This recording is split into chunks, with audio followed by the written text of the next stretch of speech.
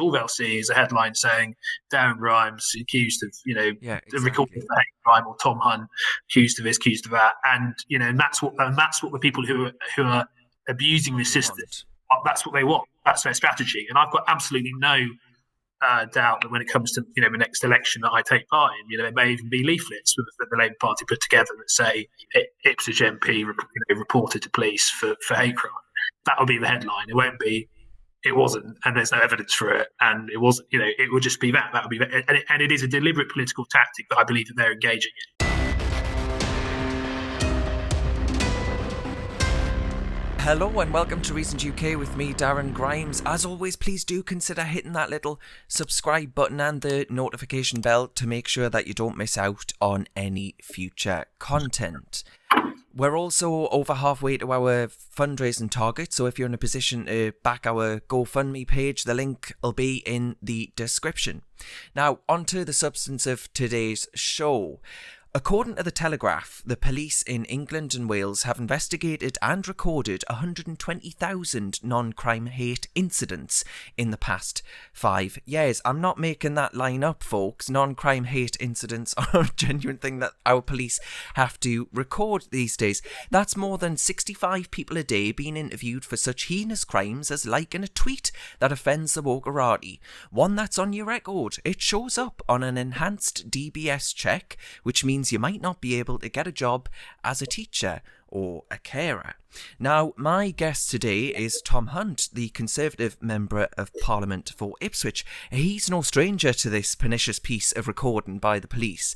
I want to hear his story, but also to ask his views on how we can actually stop this happening to others.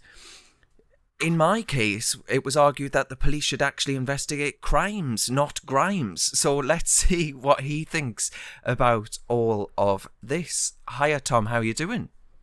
Not too bad. How are you? I'm good, thank you. I'm very good. Now, Tom, can you just explain what happened in your case? Well, I mean, what happened? It was about a month after I was elected, and I wrote in my weekly column about crime and antisocial behaviour in the town that I represent. And essentially, there was one line in it where I said that we need to be open to the fact that certain crimes may be disproportionately committed by members from certain communities. That was the line that I said.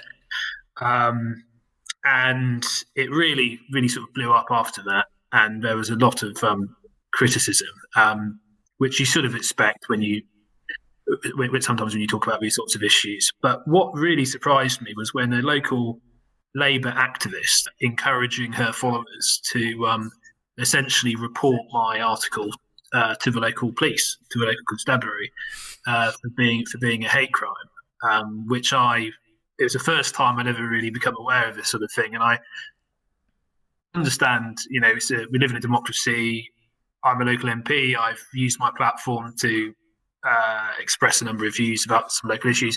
Fair enough if you disagree with those views, writing a letter to the local paper, explain how you disagree with those views. But I just think to try and bring the police into a situation, to try and take it down that direction, I didn't really understand. And then I did contact the police about this and said, what's this about? And I heard that I think sort of 4 or 5 different people had reported my article for a hate crime, and it was. The police were obligated to officially record it, according to the guidance produced by the College of Policing, I think it is. And what was even worse was sort of 2 or 3 months later, a Conservative councillor on Ipswich Borough Council got hold of a PowerPoint presentation that had been given out to councillors at the council, put together by council officers.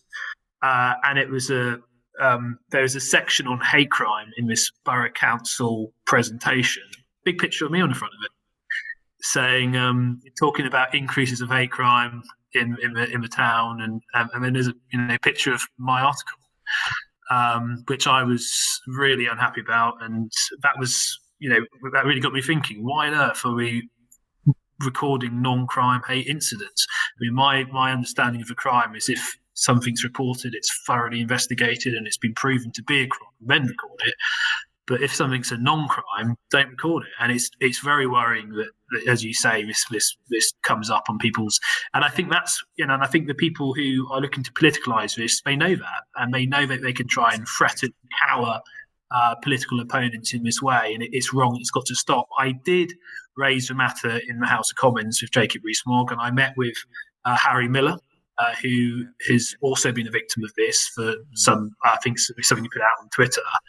And I raised it and tried to get some momentum going and call for a change. But then sort of events overtook it, and then now you've experienced this as well. So hopefully we can get going again. And we really need to force change here.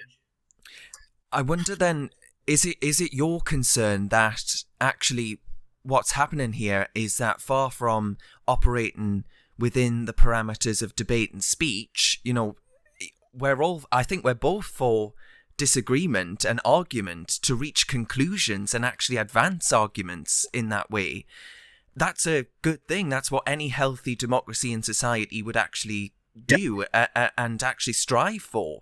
But what we're seeing here is people that don't like me or don't like you for political views that we espouse or that you were indeed elected for example, and actually, far from debate and speech being the tools that we use to argue with each other, we're now actually just accusing people of vexatious claims through the police to try and silence them that way.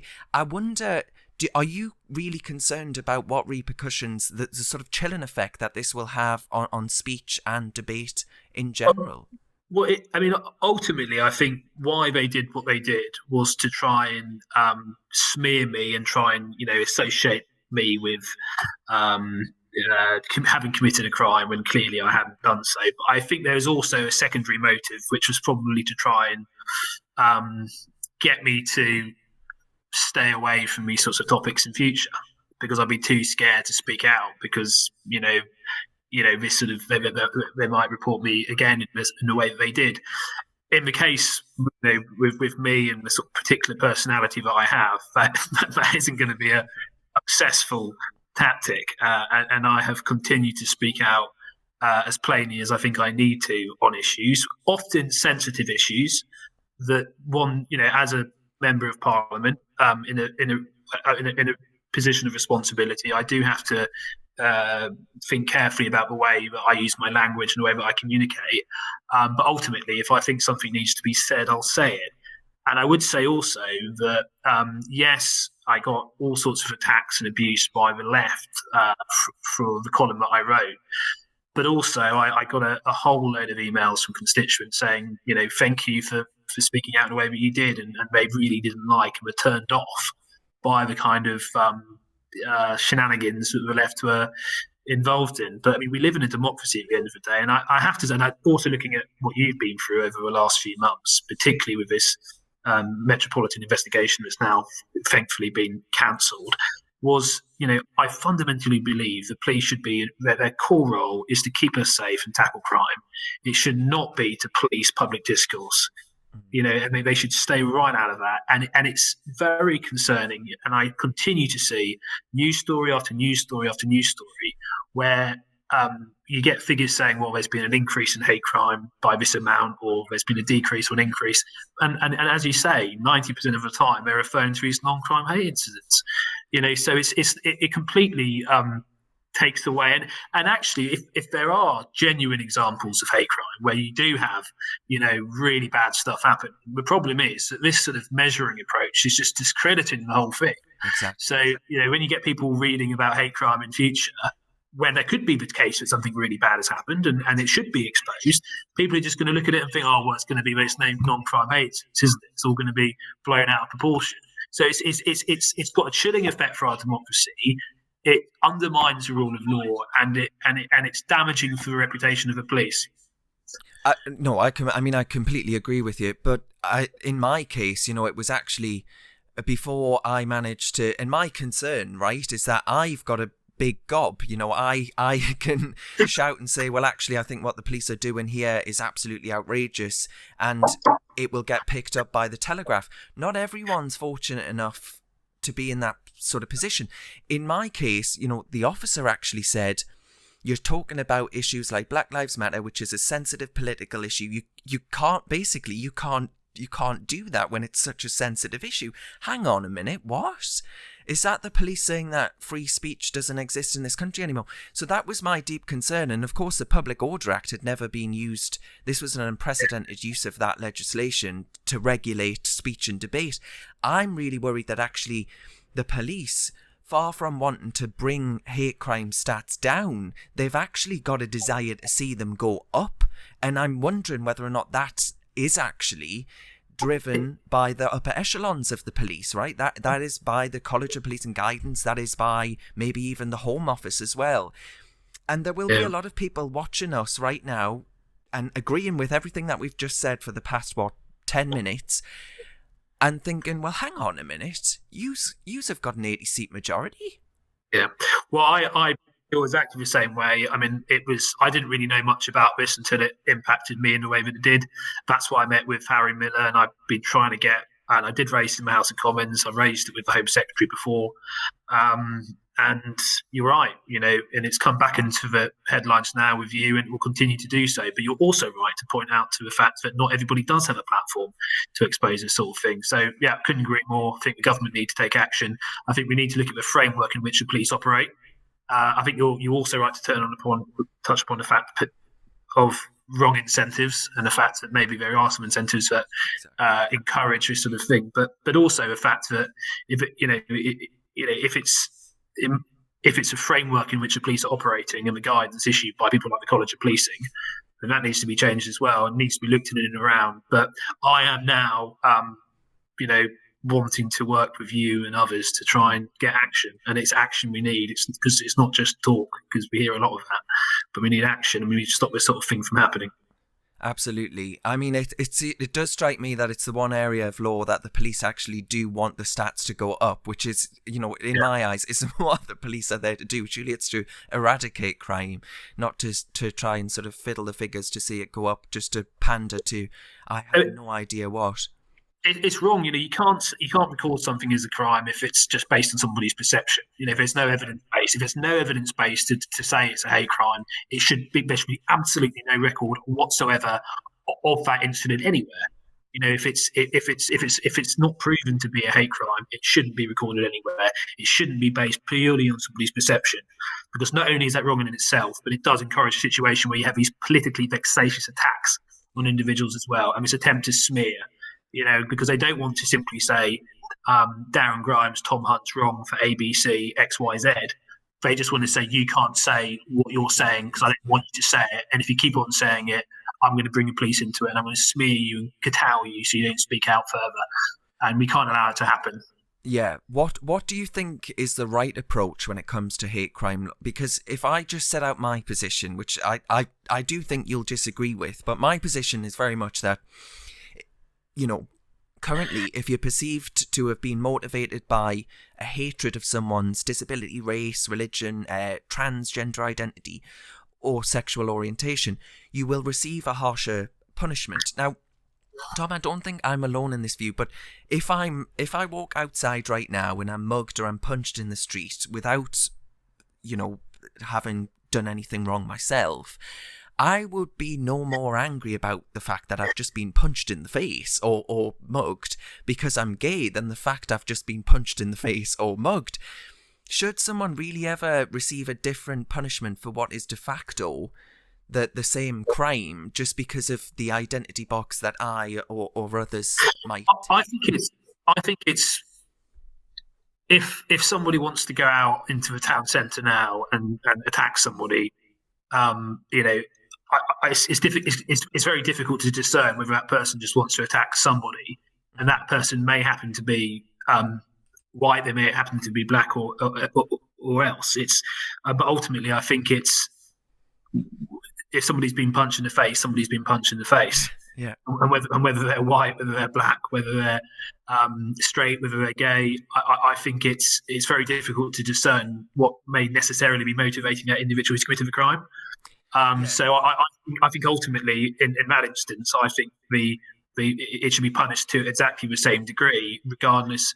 It's wrong to attack anyone because it's wrong to attack people. But in terms of hate crime more generally, I mean, I do think that if you have an individual who's actively looking to sort of stoke up hatred towards a particular ethnic group, or I think if there's somebody who's actively engaging in that and trying to whip stuff up, then I do think under those circumstances there should be a role for the police, but only in those circumstances. I don't think that so it's a difficult balance to strike, but I don't think that you should get punished more if you hit somebody around the head of a bottle who happens to be, you should be less punished if if you attack somebody who was white, say.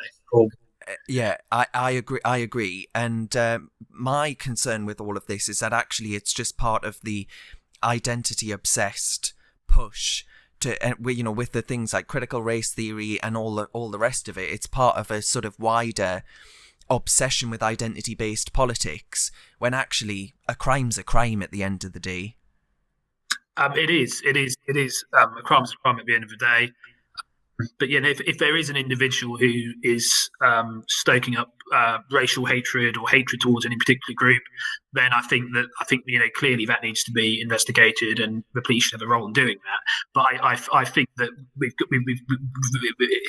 we're sort of in a very dangerous territory here when we have these non-crimes being recorded in the way that they are. It's being weaponized by people looking to push a particular political angle, and a crime's a crime, and that I've got an old-fashioned view that the role of the police is to keep us safe and tackle crime, and treat every crime the same, regardless of the colour of the skin of those involved. They've got to tackle crime. I think there's a difficult point here, because I think if there's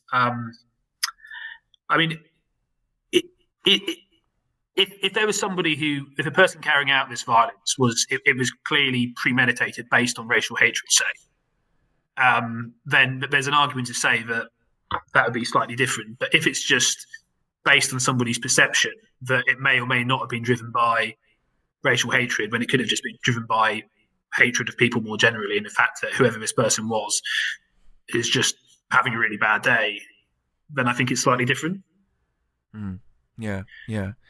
Do you worry then, if you look at your case with the police recording and indeed with mine, with an actual investigation, albeit only for a week, but do you think there's a sort of it's now a case that the burden of having to prove innocence has actually been reversed almost, and actually people can point the finger and say this person has either offended me or is guilty of incitement and all of these other things, and actually the police now ask you to prove that you don't harbour hate or all of these horrible things.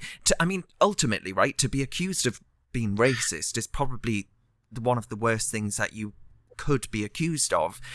And goodness only knows that people that voted to leave the European Union have had that word bandied at them like you wouldn't believe. But I wonder, is that another concern of yours, that actually we're forgetting about, innocent until proven otherwise? I think you're right, but that's inevitably going to happen if you're allowing people to report something as being a hate crime with no evidence, based purely on their perception, and that regardless of any outcome or any investigation, it's recorded in the way that it is. I think that is the inevitable consequence of that. I think that the impacts for freedom of speech are chilling, as you say. A lot of people will just be scared to touch upon any issue that is remotely sensitive, and the reality is that I want us to live in a society where we steer clear from, saying things that cause unnecessary upset, but we should encourage people to speak freely. And that may mean that sometimes we say stuff which we may come to think, actually, that wasn't quite right. But I think that if we're living in a society where we're just terrified about saying anything, how can we progress as a society? Because societal progression is based upon these sorts of, about debating things thoroughly and seeing other people's point of view. And that just simply isn't going to happen, because a limited number of point of views will ever be put forward. But, as I say, I'm not going to hold back from what I say, but it's not nice, is it, when you're in a council PowerPoint presentation, and there's a massive picture of you and your article, associated with hate crime. It's not nice, because a lot of people don't look into the detail of these sorts of things. All they'll see is a headline saying Darren Grimes accused of, recorded hate crime, or Tom Hunt accused of this, accused of that, and that's what the people who are abusing the system, that's what they want. That's their strategy, and I've got absolutely no doubt that when it comes to the next election that I take part in, there may even be leaflets that the Labour Party put together that say Ipswich MP reported to police for hate crime. That will be the headline. It won't be it wasn't, and there's no evidence for it, and it wasn't. It would just be that. That would be that, and it is a deliberate political tactic that I believe that they're engaging in. But we can't let them win. We can't let them win. We fight back, and we've got to fight back hard. And I think the vast majority of the British people see this sort of stuff as deeply sinister and wrong. I completely agree, and obviously I agree, given that I haven't shut up about it for the last month. But what are your thoughts on universities and safe spaces? If we think about just the debate around free speech in general, the late Rabbi Sachs, God rest him, he said that in relation to safe spaces, how do you create safe spaces? And he said, well, by giving a respectful hearing of views which you disagree, not by silencing opinions, but by celebrating our differences, is the real joy of real safe spaces. Now, I'm slightly paraphrasing there, but it was along those lines. And I completely agree with that.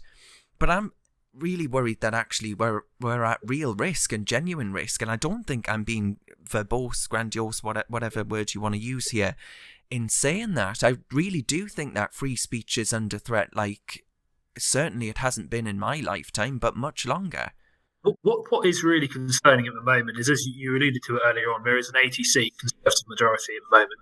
And we do, when it comes to the Home Secretary, we have somebody who's instinctively on our side when it comes to these sorts of issues. We have a Attorney General who's pretty solid as well, and I'd actually say a Prime Minister as well, who is a believer in free speech and its importance. But even then, when you have the political levers of control, it doesn't seem to be enough, because it seems to be all these organisations, NGOs, and whatever else, where you have these individuals who are in place for a huge amount of time, who are incessantly pushing this agenda. And the College of Policing, I hadn't even heard of it until this all blew up. But it seems to be their guidelines. It seems to be guidelines issued by the College of Policing who've led to this. Because I did table a written parliamentary question to a policing minister. And it was, the response I got back was very much pointing to the College of Policing guidelines. But, I understand ultimately why things as they stand may mean the framework is set up in the way that it is and leads to these sort of undesirable outcomes. But we have the political power to change that. And I also think we've got the public backing to change it. Well, crucially, yes, I definitely think that you've got that.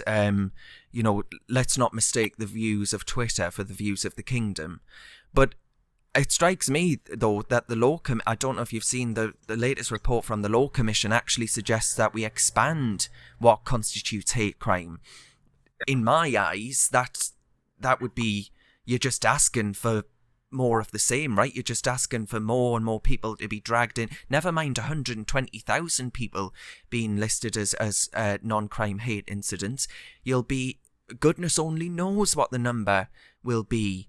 And would you personally oppose any such moves? Obviously, you would have to look into what the proposal actually is, but in principle, are you concerned about what is essentially, in my view, further attempts to regulate speech and debate?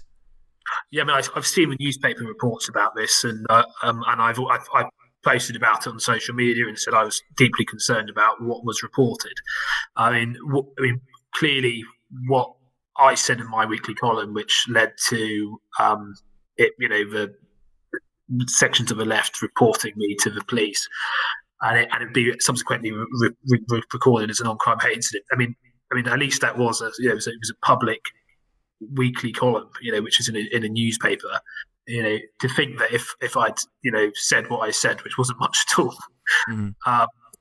in my front room with people present and somebody there took objection to it, and then I could still have ended up being recorded for the non-crime hate incident. I think it's deeply sinister and wrong, but we need to push back on this. I think there is it's a freedom of speech implications. But at the moment, we've got they're just people call it culture wars. That's what it's been termed as, culture wars. Whatever it is, there's a big problem, and it needs to be sorted. I mean, I don't know if you get. So I get quite a lot of emails from people. I assume you do as well, from people saying, my employer has asked us to take unconscious bias training, or my child is being taught about critical race theory at school.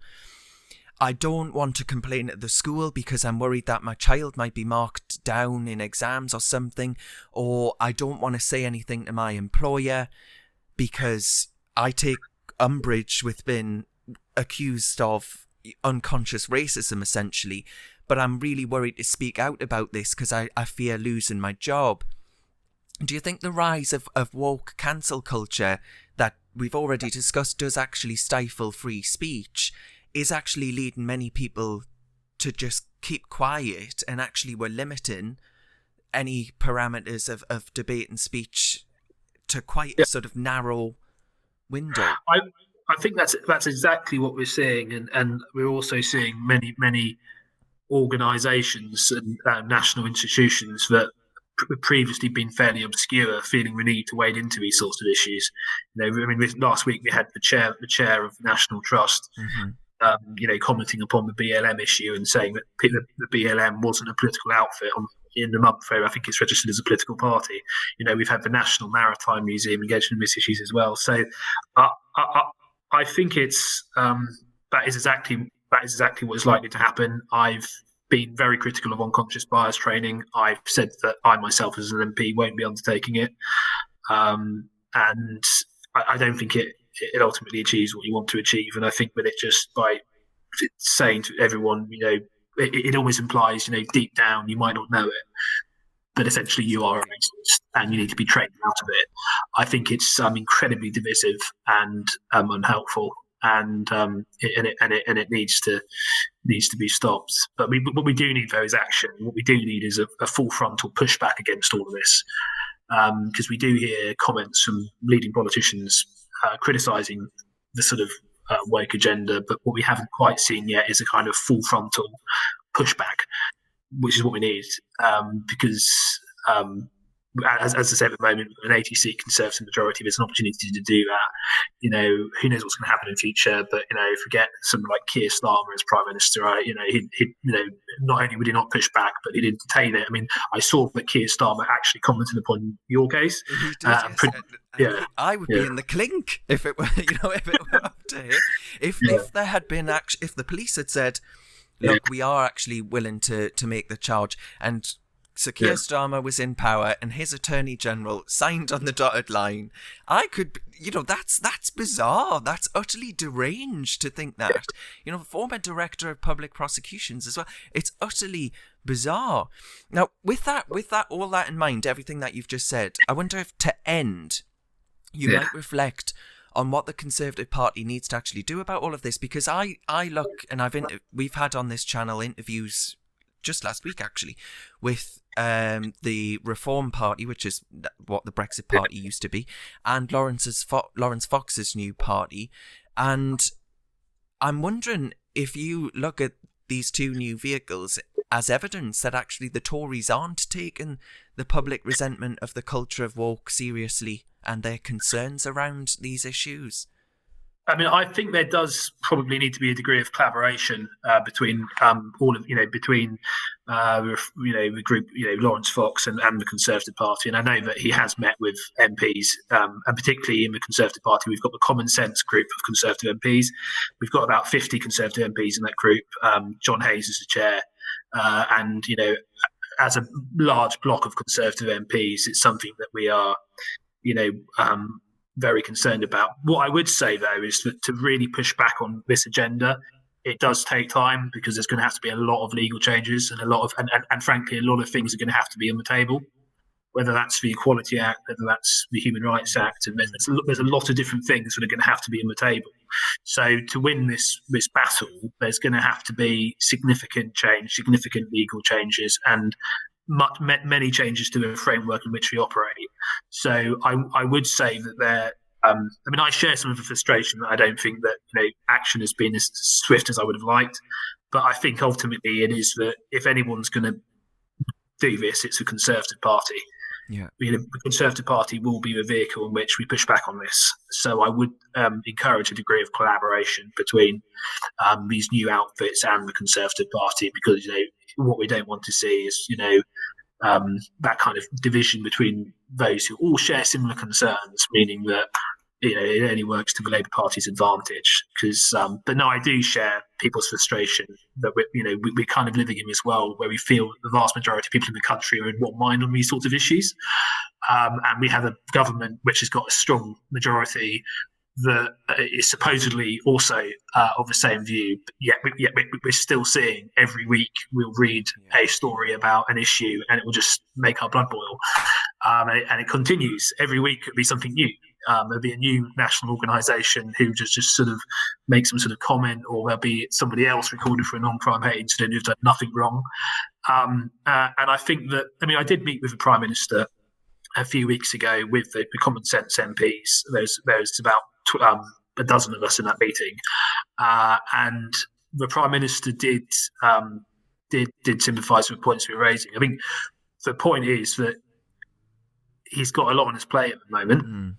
Obviously, with the pandemic and with Brexit as well, and I think delivering Brexit in a way which fully respects the referendum result is a significant contribution to us being in a position to be able to tackle some of these issues. And I think that within the course of this Parliament, I am confident that we'll make significant progress on this. And that group of Conservative MPs, the Common Sense group of Conservative MPs, are very, very motivated by ensuring that's the case. And we will continue to be very vocal. This today, for example, we've got a letter in the Daily Telegraph criticising the National Trust for the chairman's recent forays into woke issues and the National Trust's desire to reclassify Chartwell, Churchill's home, and linking Churchill to slavery. And we've been very vocal in criticising them for doing that, but it continues. And every week there's it. And the problem is, I think they attack on so many different fronts. For those organisations and individuals looking to promote this agenda, that I think they're relying upon us just to sort of give up and just go. Oh. And I think almost potentially because the government has got its hands so tied up with maybe the pandemic and other issues, maybe they see it as an opportunity. Yeah, they might. Yes. So actually, in a way, you look at it and think, well, ATC isn't a great time for them to be pushing it. But then almost like, well, maybe the government have got their hands so tied that we can. But it's a duty of the. Ultimately, it falls to the Conservative Party to take action here. If the Conservative Party doesn't take action here, then we're going to be living with this sort of stuff for a very, very, very long time to come. But listen, you're optimistic though that within this Parliament we are going to see some action on this. I think within the Conservative Parliamentary Party, you've got different types of Conservative MPs than you've had in the past. I think representatives that have never been represented before by Conservative MPs. I think particularly within that kind of those red wall, blue wall seats, you've got a lot of members of Parliament who are acutely aware of the importance of this issue, who realise how important it is for their constituents. And I think that this Common Sense group, 50 MPs already, we've only been in existence for a few months. We meet every week. We've got influence in the parliamentary party. We have ministers coming to meet with us. We had a police minister come to meet with us last week. I wasn't actually there because I was pulling my hair out over which way I was going to vote on the second lockdown. So I just sort of barricaded myself into my room for a day. But I will be. And interestingly, we are putting together a book. The Common Sense group are putting together a book on a number of issues, and I will be heading up the chapter on police and law and order. So I'm actually in that chapter. Going to be, and a number of MPs will be contributing to that chapter, but I will be looking to touch upon the issues that we just discussed today, non-crime hate incidents being recorded, role of the College of Policing, and the police's perceived role in policing public discourse as well, and the chilling effect it has on freedom of speech. So I am optimistic that within the course of this Parliament we can make significant progress. I can understand why some are feeling despairing right now. I get that, and I get very angry about it as well. But we have got a large block of Conservative MPs who get the importance of this, and I don't actually see these new groups as being necessarily being a threat to the Conservative Party, because ultimately, if the Conservative Party deliver, then I'm sure everyone would be happy. Mm-hmm. But absolutely. I think ultimately, if these groups, apply some pressure, keep us going in the right direction, don't necessarily see it as a bad thing.